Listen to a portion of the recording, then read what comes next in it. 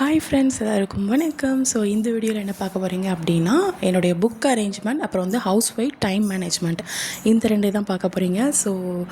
So நான் என்ன பண்ணுவேன்னா, மார்னிங் எழுந்திரிச்ச உடனே ஏதாச்சும் ஒரு டீடாக்ஸ் ட்ரிங்க்ஸ் வந்து குடிப்பேன். ஓகேங்களா? ஸோ அது எதுவாக இருந்தாலும் பரவாயில்ல. ஓகேங்களா? ஸோ அதனால் குடிப்பேன். ஸோ என்னோடய புக் அரேஞ்ச்மெண்ட் ஃபஸ்ட்டு என்னென்னா, அங்கங்கே தனித்தனியாக பிரித்து வச்சுருந்தேன். ஓகேங்களா? ஸோ ஃபஸ்ட்டு ஏற்கனவே ஒழுங்காக தான் இருந்துச்சு.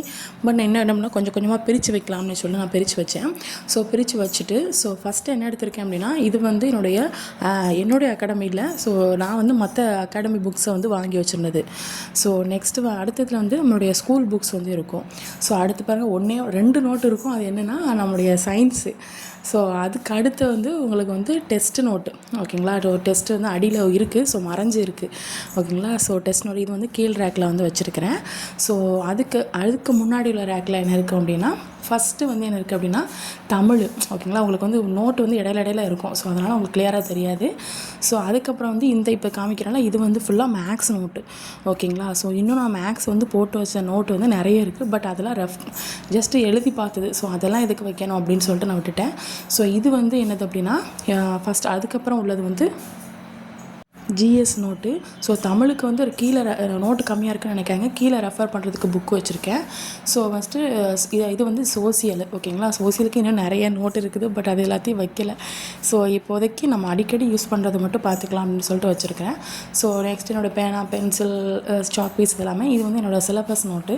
ஸோ அதில் ஒரே ஒரு நோட்டு வந்து என்னோடய குட்டி பையனோட நோட்டு. ஸோ அது மட்டும் மிஸ் ஆகி வச்சுருக்கேன். ஒரு பாதுகாப்பாக வச்சுருக்கலாமே வச்சுருக்கிறேன். ஸோ இதுதான் என்னுடைய ரேக்கு. ஸோ சில டைம்ஸ் வந்து கொலாப்ஸ் பண்ணிடுவேன், டக்குன்னு மாற்றி வச்சுருவேன். ஸோ ஸ்கூல் புக்ஸ் என்கிட்ட கம்மியாக தான் இருக்குது. அதனால தான் நான் மொபைலை பார்த்து படிக்கிறேன், நோட்ஸ் எடுக்கிறேன். ஸோ இன்னும் நோட்டு கம்மியாக இருக்குன்னு நினைக்காதீங்க. 2 கட்டப்பை ஃபுல்லாக நோட்டு இருக்குது. பட் புக்ஸு இருக்குது. ஸோ அதனால் அந்த புக்ஸை நோட்டை வந்து தனியாக ஒரு இடத்துல வச்சுட்டேன். எல்லாத்தையும் நான் இங்கே வச்சேன்னா என்னோடய பையன் எடுத்து அது எல்லாத்தையும் கிறுக்கி வச்சுருவான். ஸோ அதனால் அது பண்ணலை. ஸோ நெக்ஸ்ட் என்னென்னா டைம் மேனேஜ்மெண்ட் ஹவுஸ் ஒய்ஃப்க்கு. ஸோ ஃபஸ்ட்டு வந்து உங்களுக்கு வந்து பெரிய பசங்க இருக்காங்கன்னு வச்சுக்கோங்க. பெரிய பசங்க கண்டிப்பாக ஒரு 8:30 9 ஸ்கூலுக்கு போயிடுவாங்க. ஓகேங்களா? ஒரு 9 to 9 மணிக்கு போயிடுவாங்கன்னு வச்சுக்கோங்க. 8:30 போயிடுவாங்கன்னு வச்சுக்கோங்க. 8:30லேருந்து 9 மணி வரை உங்களுக்கான டைம். ஓகேங்களா? ரீல்ஸை பார்த்துட்டு சாப்பிடுவீங்களோ இல்லை என்ன பண்ணுவீங்களோ, ஒரு 10 மணி வரை. ஓகேங்களா? 10 to 12 மணி வரை படிங்க. ஆனால் சமையல் வந்து காலையிலேயே முடிச்சிருங்க. ஓகேங்களா? 10 to 12 மணி வரை என்ன பண்ணுங்கள், படிச்சுக்கிட்டே இருங்க. ஓகேங்களா? 12 to 1 மணி வரை சமையல் வேலையில் பாத்திரம் கழுவுறது, வீடை தூக்குறது, இந்த மாதிரி ஏதாவது இருந்துச்சுன்னா பண்ணுங்கள். வீடை தூக்குறதா காலையிலே பண்ணிடுவீங்க. நீட்டாக இருந்துச்சுன்னா பிரச்சனை இல்லை. காலையிலே கழுவிட்டீங்க அப்படின்னா வீடை தூத்துட்டிங்கன்னா பிரச்சனை இல்லை. பாத்திரத்தெல்லாம் கழுவி வைக்கிறது அந்த மாதிரிலாம் பண்ணி வச்சுருங்க. அதுக்கப்புறம் ஒரு 1 மணிக்கு 1 to 3 மணி வரை இந்த டைமில் வந்து உங்களுக்கு ஏதாவது ஒரு ஜிஎஸ்ஓ மேக்ஸோ ஏதாச்சும் பார்க்கறதா பாருங்கள். அப்புறம் 3 to 4 அடுத்த வேலை இருக்கும். ஸ்கூல் பிள்ளைங்க வர டைம். அந்த 1 மணி நேரம் நீங்கள் ஸ்நாக்ஸ் ப்ரிப்பேர் பண்ணுறதோ இல்லை வேறு என்ன வேலை இருக்குது அது எல்லாத்தையும் பார்த்துருங்க. ஆனால் காலையிலே துணி துவைச்சிருங்க. எப்போவுமே குளிச்சு முடிச்சுட்டு காலையிலே என்ன பண்ணுங்க, துணியை துவைச்சி முடிச்சிருங்க. ஏன்னா அது இழுக்கிறதே கொஞ்சம் நேரம் அதிகமாக இருக்கும். ஸோ அதனால் ஒன்று நீங்கள் என்ன பண்ணுங்கள், நைட் ஸ்டடி பண்ணுங்கள். இல்லை அப்படின்னா இந்த மாதிரி டைம் 3 மணி நேரம் 4 மணி நேரம் ஒதுக்குங்க. எல்லாருக்கும் 8 மணி நேரம் 9 மணி நேரம் டைம் கிடச்சிடாது. அதாவது ஹவுஸ் ஒய்ஃப்க்கு சொல்கிறேன். ஓகேங்களா? ஸோ வந்து இப்போ கல்யாணம் முடியாதவங்க அப்படின்னா நிறைய டைம் இருக்கும்.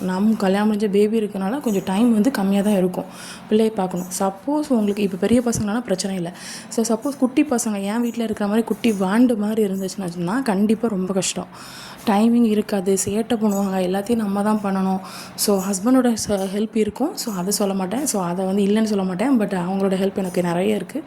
ஸோ என்னென்னா இருந்தாலும் அந்த டைம் வந்து ரொம்ப கம்மியாக தான் இருக்கும். ஏன்னா ஸ்கூல் போகிற டைம் வந்து ஒரு 2 hours தான் ஸ்கூலு. ஸோ அந்த 2 hours நான் படித்தா தான் படித்தபடி. எனக்கு மற்ற டைமில் என்னை வருத்திக்கிட்டு தான் நான் படிக்கணும். ஆனால் வருத்த மாட்டேன். பட் என்ன சொல்கிறது, எனக்கு தூக்கம் வர மாதிரி இருந்துச்சுன்னா நான் கொஞ்சம் கண்ட்ரோல் பண்ணிவிட்டு படிக்கணும். அந்த மாதிரி அது அப்படி படித்தாலும் நமக்கு மைண்டில் நிற்காது. பட் ஒரு இன்ட்ரெஸ்ட் வரணும். அந்த இன்ட்ரெஸ்ட் வரதுனால தான் நான் படிக்கிறேன்.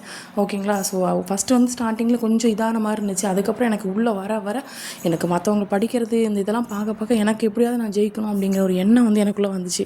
நிறைய பேர் நான் தான் சொல்கிறேன், இதுக்கு முன்னாடி சொன்ன மோட்டிவேட்டட் வீடியோ பார்க்க எனக்கு வந்து ஸோ நம்மளும் இது மாதிரி அந்த இடத்துல போய் நிற்கணும், நம்மளும் இது மாதிரி ஃபோட்டோ எடுக்கணும், நம்மளும் இது மாதிரி ஜாப் வாங்கிட்டு நல்லா மற்றவங்க ஒரு ரிவெஞ்ச் சொல்லுவாங்களே, revenge is the best result.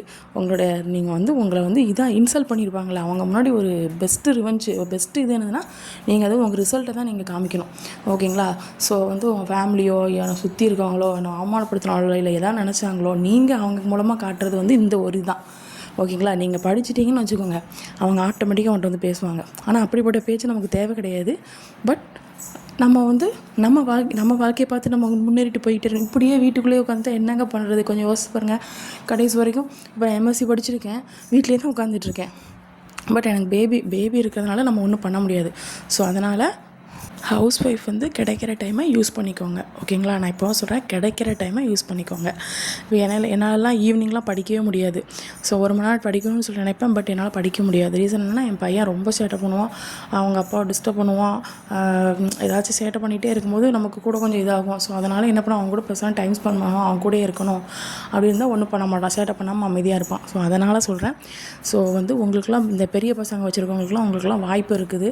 So கிடைக்கிற டைமை யூஸ் பண்ணிக்கோங்க. நிறைய டைம் இருக்கும் உங்களுக்கு. யூஸ் பண்ணிக்கிறது அது உங்கள் திறமை. சரிங்களா? அந்த டைமை டிவைட் பண்ணி வைக்கிறது உங்களோட திறமை. நீங்கள் உங்களுக்கான ஷெட்யூல் பிளானாக போடுங்க. அதுதான் உங்களுடைய பெஸ்ட்டு. அடுத்தவங்க ஷெட்யூல் வந்து இப்படி ஃபாலோ பண்ணாங்க, நம்மளும் இப்படி ஃபாலோ. உங்களுக்கான ஒரு நேரம் இருக்குல்ல, இந்த டைம்குள்ளே முடிக்கணும்ப்பா, ஒரு நாளைக்கு இவ்வளோ மணி நேரம் படிக்கணும்ப்பா, அது எந்த டைம்னாலும் நான் படித்தே ஆகணும் அப்படிங்கிற மாதிரி போடுங்க. ஓகேங்களா? அடுத்தவங்க இதை பார்க்காதீங்க. உங்களுக்கு என்ன தோணுது, உங்களுக்கு இந்த டைம் நான் இந்த ட்ரெஸ்லாம் இப்போ இந்த துணியை துவைக்கிற இந்த டைமில் சமைச்சு முடிப்பேன், அப்போ இதுக்கான டைமு அப்படின்னு சொல்லி ஒரு 2 hours படிக்கணும், அப்புறம் ஒரு 2 hours படிக்கணும், அப்புறம் ஒரு 2 hours படிக்கணும். இப்படி நீங்கள் மேனேஜ் பண்ணிக்கோங்க. ஓகேங்களா? ஸோ வந்து ஏதாவது இன்னும் நிறைய பேர் சொல்கிறாங்க, இப்படியே படித்தோன்னா நம்ம படித்து முடிச்சிடலாமா? நான் ஆல்ரெடி இதுக்கு முன்னாடி வீடியோவில் சொல்லியிருப்பேன். இந்த மாதம் ஃபுல்லாக உங்களுக்கு பாலிட்டி, அடுத்து இது அக்டோபர் மாதம் ஃபுல்லாக உங்களுக்கு வந்து ஹிஸ்ட்ரி, அப்புறம் நவம்பர் மாதம் ஃபுல்லாக உங்களுக்கு வந்து எக்கனாமிக்ஸ், அப்புறம் டிசம்பர் மாதம் ஃபுல்லாக உங்களுக்கு வந்து வேறு என்ன இருக்குது, ஜியாகிரஃபி. ஸோ இதெல்லாம் 4 இது முடிச்சதுக்கப்புறம் ஜனவரி புது வருஷம் எல்லாம் என்ன நம்ம என்ன பண்ணுவோன்னா, வேறு ஒரு புக்கை ரெஃபர் பண்ணி அதிலேருந்து படிக்கிற மாதிரி வரும். இல்லை அப்படின்னா ரிவிஷன் டெஸ்ட் வர மாதிரி இருக்கும். ஸோ இப்படி தான் போக போகுது. ஸோ பிடிச்சிருந்தால் லைக் அண்ட் கமெண்ட் பண்ணுங்கள்.